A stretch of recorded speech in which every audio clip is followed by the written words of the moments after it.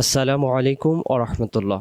সম্মানিত দর্শক শ্রোতা ভাই ও বোনেরা, যারা আমরা পবিত্র কোরআনুল কারীম রিডিং পড়তে পারি না, অর্থাৎ একটা লাইন পড়তে আমাদের অনেক কষ্ট হয়ে যায়, মানে আরবি পড়াটা চোখ থাকতেও অন্ধ হয়ে যায়। যে কথা বলে যে চোখ থাকতেও অন্ধ, অর্থাৎ দেখতে পাই কিন্তু আমরা পড়তে পারি না। পবিত্র কোরআনুল কারীম যে ব্যক্তি পড়তে পারে না, তার জন্য তার কষ্টটা সে অনুভব করা ছাড়া আর কাউকে বোঝানো সম্ভব হবে না। এই জন্য আমরা পবিত্র কোরআনুল কারীম কীভাবে করে রিডিং পড়ব, এই ভিডিওটিতে আমরা মাস্কের মাধ্যমে, ভিডিওগুলো যদি পর্বের মাধ্যমে জানতে চান যে একটু পর্ব করেন, তাহলে আমরা অবশ্যই পর্ব আকারে আপনাদেরকে নিয়মিত একটি আমরা উপস্থাপন করে আপনাদেরকে শেখাবার চেষ্টা করবো ইনশাল্লাহ। চলুন আজকের এই ভিডিওটি কেমন লাগে, কেমন পড়েন, এটাই আপনাদের বিষয়। ভিডিওটি অবশ্যই শেষ পর্যন্ত দেখলে অনেকজন মানুষের কাছে পৌঁছে যাবে। أعوذ بالله من الشيطان الرجيم بسم الله الرحمن الرحيم হামজা পেশ উ উ যখন আমরা বলবো উ, হামজার উপরে পেশ থাকলেই উ, পেশের পরে ওয়াও আছে, ওয়াতে কিছু নাই, এটা বাদ, এভাবেই থাকবে, উচ্চারণ লাগবে না, ওইভাবেই থাকবে। শুধু আমরা বলবো উ, কিছু কিছু অক্ষর থাকবে কোরআন মাজিদে জবরজের থাকবে না, আমরা উচ্চারণও করব না। অনেকে বলতে পারেন তাহলে অক্ষরটা আসছে কেন? অক্ষরটা এখানে আসছে অর্থের জন্য, কিন্তু উচ্চারণে আমাদের উচ্চারণে আসবে না, কিন্তু শব্দের ক্ষেত্রে লাগবে। কিছু কিছু শব্দ আছে শব্দের অর্থের জন্য লাগে, কিন্তু উচ্চারণের জন্য ব্যবহৃত হয় না। এখানে এটা অর্থের জন্য লাগবে উ। এবার লাম জবর লা, উ লা, হামজাজের ই, হামজাজের ই, কাফ জবর কা, উ লা ই কা, আবার উলা ইকা। এখানে লাম অক্ষরটা 4 আলিফ, যে অক্ষরটাতে বাঁকা চিহ্ন থাকবে সে অক্ষরটা 4 আলিফ আমরা টান দেব। উলা ইকা, আইন জবর আ, লাম জবর লা, কি হলো আলা। এখানে ইয়া অক্ষর আছে, জবরজের কিছু নেই, এটা এভাবেই আলা। এই শব্দ উলাইকা, এটা আলা। দুই শব্দ আমরা 2-3 বার পড়ে নেব। উলাইকা আলা, আরেকবার উলাইকা আলা। তারপরে হাফ পেশ হু, দালের উপর কয়টা জবর? 2টা। 2 জবরের পরে ইয়া আছে, কিছু নেই। 2 জবরের পরে একটা তাসদিদ এই জায়গায় দেখা যাচ্ছে, যে তাসদিদ চিহ্ন। যদি 2 জবর পরে তাসদিদ ওয়ালা অক্ষর পাওয়া যায়, 2 জবরের মধ্যে একটা জবরকে বাদ দিয়ে তাসদিদ ওয়ালা অক্ষরকে একটা ধরতে হয়। তাহলে দাল জবর দা, দা মিলবে এই মিমের সাথে, দাম, হুদাম, এই দালের সাথে এই মিমের তাসদিদ হয়ে গেল। এবার আসেন মিমের জের। এই মিমের জেরটা আমরা ধরবো। আরেকটা নিয়ম পাওয়া গেছে, নুন সাকিনের পরে যদি তাসদিদের অক্ষর পাওয়া যায়, তখন নুন সাকিনের অক্ষরটা বাদ দিয়ে তাসদিদের অক্ষর ধরতে হয়। এই জায়গার মিমের জেরটা এই তাসদিদ অক্ষরে যাবে। মিম জের মি, মিম, মিম রজের মির, রজবর র, র আবার বায়ের সাথে তাসদিদ, রব বি, মির রব্বিহিম। এটা যদি আমি বারবার বারবার করে পড়ি, কোরআন মাজিদে অন্য যেখানে মির রব্বিহিম আসবে আমি বলে দিতে পারবো। এজন্য শব্দগুলো বেশি বেশি করে মাস্ক করবেন, এক শব্দ কয়েকবার পড়বেন। উলাইকা, এটা আলা, এটা হুদাম মির রব্বিহিম। এখান থেকে উলাইকা আলা হুদাম মির রব্বিহিম। ওয়া, এই শব্দটা দেখেন, এই শব্দটা দেখেন একই, ওয়া উলাইকা, আবার ওয়া উলাইকা। তারপরে হু, হাফ পেশ হু, মিম লাম পেশ মুল, হুমুল, হুমুল, ওয়া উলাইকা হুমুল, হুমুল। মিম ফা পেশ মুফ, লামজের লি, মুফলি, মুফলি তাড়াতাড়ি। হা পেশ হু, হাওয়া পেশ হু, এক আলিফ। এখন লক্ষ্য করেন এখানে একটা দম ফেলার জায়গা আছে, এখানে আমরা দমটা ছেড়ে দেব। এখানে যেহেতু আমরা দমটা ছেড়ে দেব, হু এক আলিফ, আর এখানে ওয়াকফ হয়ে যাওয়ার কারণে জবরটা বাদ যাবে, কিন্তু জবরের নুন অক্ষরে একটা সাকিন হবে। হু মিলবে নুনের সাথে, হুন, হুমুল মুফলি হুন, ওয়াউলাইকা হুমুল মুফলিহুন। এটা কয়েকবার পড়ে নেবেন, দিয়ে প্রথমে থেকে শুরু করে একটি আয়াত বারবার পড়বেন। যখন একটি আয়াত বারবার পড়বেন তখন যেটা পড়তে পারবেন তখন নিচের আয়াতে আবার আসবেন। উলাইকা আলা হুদাম মির রাব্বিহিম ওয়া উলাইকা হুমুল মুফলিহুন। 3 আলিফ হুন।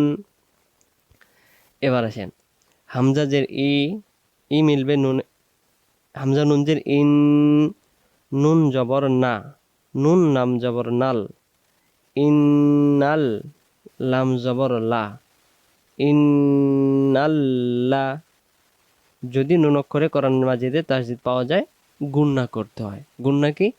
ইন, এটা গুন্না। আর গুন্না নয় কোনটা? ইন, এটা গুন্না হইল না। ইন্নাল্লা, জাল জের জি, জি মিলবে ইয়ার সাথে জি, ইন্নাল্লাযী, নুন জবর না, ইন্নাল্লাযীনা। আবার ইন্নাল্লাযীনা, তারপরে কাফ জবর কা, ফা জবর ফা, কাফা, রব পেশ রু, রু এবার কার সাথে গেছে? ওয়ার সাথে। কেন? ওয়া অক্ষরে সাকিন আছে, রু মিলবে ওয়াও এর সাথে, রু এক আলিফ। পেশের বামে ওয়াও সাকিন এক আলিফ টানতে হয়। পেশের বাম পাশে ওয়াও সাকিন থাকলে পেশটাকে এক আলিফ টানতে হবে। কাফারু, ইন্নাল্লাযীনা কাফারু, সিন জবর সা, ওয়াও জবর ওয়া, 4 আলিফ। জবর বামে আলিফ এক আলিফ হয়, এক আলিফের পরে গোল হামজা পাইলে 4 আলিফ হয়। আপনাদেরকে সহজ করে বলতেছি, যে অক্ষরটার উপরে এরকম মোটা চিহ্ন থাকবে, ছুরি চিহ্ন, সে অক্ষরটায় 4 আলিফ টান দিতে হবে। সাওয়া, হামজা দুই পেশ উন, সাওয়া উন, এই শব্দ। ইন্নাল্লাযীনা, এটা কাফারু, কাফারু, এটা ইন্নাল্লাযীনা, এটা কাফারু, এটা সা, ওয়াউন, আইন জবর আ, লাম জবর লা, লা মিলবে ইয়ার সাথে লাই, হাজের হি, হি মিলবে মিমের সাথে হিম। এবার বানান ছাড়া ভেঙ্গে ভেঙ্গে, আ, লাই, হিম, আলাইহিম, আবার আলাইহিম, আরেকবার আলাইহিম। এটা এমনভাবে আয়ত্ত করবেন, এটা দেখলেই যেন এরপরে বলতে পারবেন আলাইহিম। এখান থেকে ইন্নাল্লাযীনা কাফারু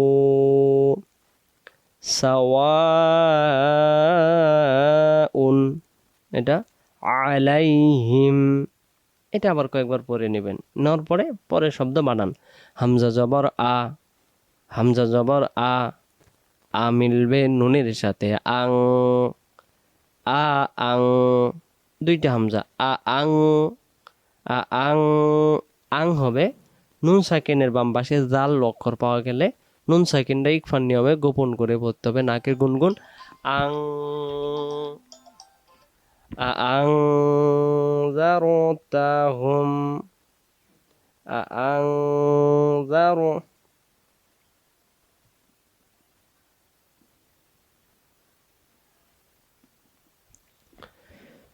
নুন সাকিনের বাম পাশে যদি জাল অক্ষর পাওয়া যায় তাহলে নুন সাকিনটা গোপন হয়। গোপন কেমন? অনুষ্কারের মতো, যেমন বাংলাতে সরেয়া অনুষ্কার আং, এরকম নুন সাকিনের পরে 15টা অক্ষর ইকফার। আং, জাল জবর যা, যা মিলবে রয়ের সাথে জারো, আং জারো। তা, তা জবর তা, হাফ পেশ হু, হু মিলবে মিমের সাথে হুম। আং জারো তা হুম। আবার আং, তারপরে জার, তারপরে তা, হুম। আং জারো তা হুম, আং জারো তা হুম। হামজা জবর আ মিলবে মিমের সাথে আম। লাম জবর লা, লা মিলবে মিমের সাথে লাম। মিলবে কেন? সাকিন আছে। আম লাম। তাপেশ তু, তু মিলবে নুনের সাথে তুং। জাল জের জি, জি মিলবে রয়ের সাথে জির। আম লাম তুং জির, আম লাম তুং জির। হাফেশ হু, হু মিলবে মিমের সাথে হুম। আম লাম তুং জির হুম। তারপরে এটা টান দেন, লাম জবর লা, এক আলিফ। জবর বামে আলিফ থাকলে জবরটাকে এক আলিফ টান দিতে হবে। লা, ইয়া পেশ ইউ, ইউ মিলবে এখানে হামজার সাথে ইউ। যদি করণ মাজিদে ওয়া অক্ষরের উপরে হামজা আসে, ওয়া অক্ষরটা উচ্চারিত হয় না, উচ্চারিত হবে হামজা। ইয়া পেশ ইউ, ইউ মিলবে হামজার সাথে ইউ। হুম লা ইউ মি, নুন পেশ নু, নু মিলবে ওয়াওয়ের সাথে নু, নু মিলবে নুনের সাথে নুন। হুম লা ইউ মি নুন। আম লাম, তারপরে তুংজির, এটা হুম, এটা লা ইউ মিনুন। আপনাকে শব্দ বুঝতে হবে। যেমন বাংলাতে শব্দ আছে আমি একটা শব্দ, ভাত একটা শব্দ, খাই আরেক শব্দ, 3 শব্দ। এটা একটা শব্দ, এটা একটা শব্দ, এটা একটা শব্দ, এটা একটা। আপনারা ভেঙ্গে ভেঙ্গে ইন্নাল্লাযীনা কাফারু সাওয়াউন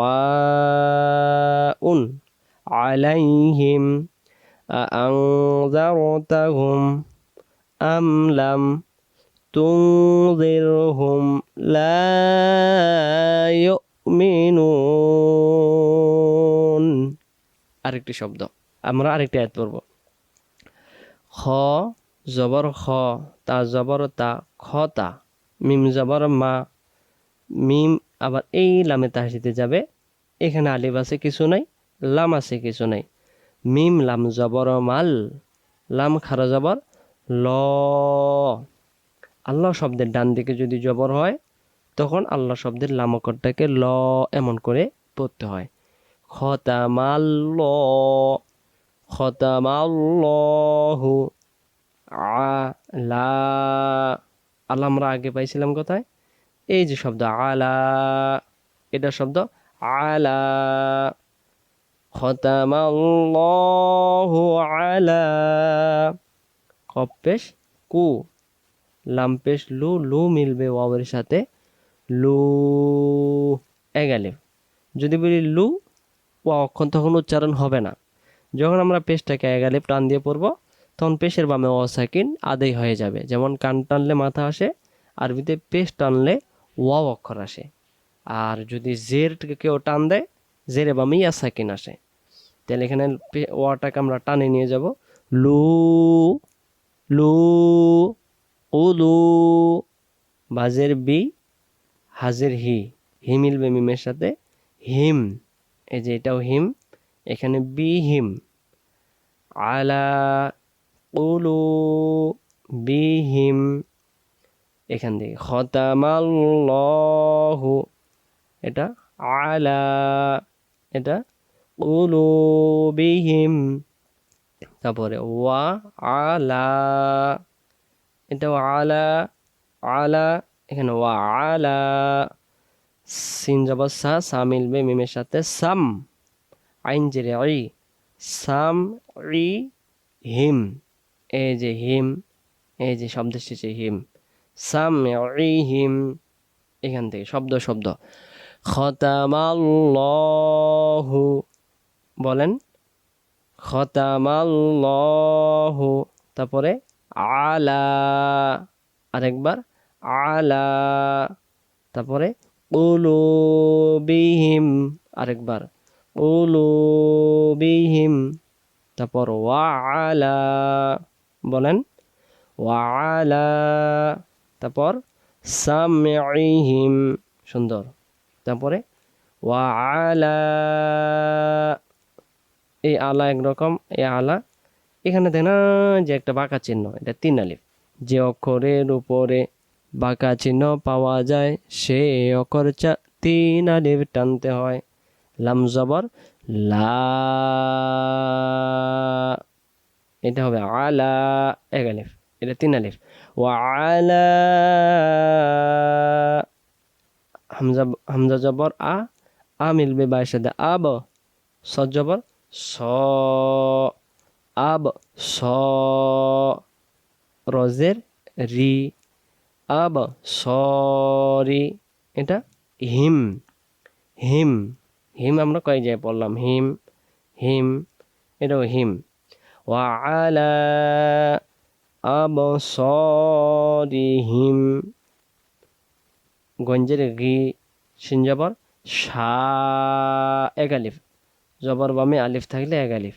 গিসা ওয়া, এখানে লক্ষ্য করেন দম ফেলার সময় আমরা এটা দম ফেলার জায়গা, এখানে 2 ভাবে পড়ে অনেকেই, আমরা বুঝি না যে 2 ভাবে কিভাবে হয়। আজকে এই ভিডিওটিতে আমরা দেখাচ্ছি কি ওয়াও জবর ওয়া, এখানে দম ফেলবো, ওয়া মিলবে গোলদাটা তখন হা হয়ে গিয়ে দমটা ছেড়ে দিতে হবে। ওয়াহ, ওয়া জবর ওয়া, ওয়া মিলবে হাইয়ের সাথে ওয়াহ, আছে তা, কিন্তু দম ফেলার কারণে গোলতাটাকে দম ফেলার সময় পাওয়া গেলে মনে মনে হা ধরতে হয়, এবং ওটাতে জবর জের পেশ 2 জবর 2 জের যা কিছু থাকবে না কেন সেগুলোকে বাদ দিয়ে পড়তে হবে।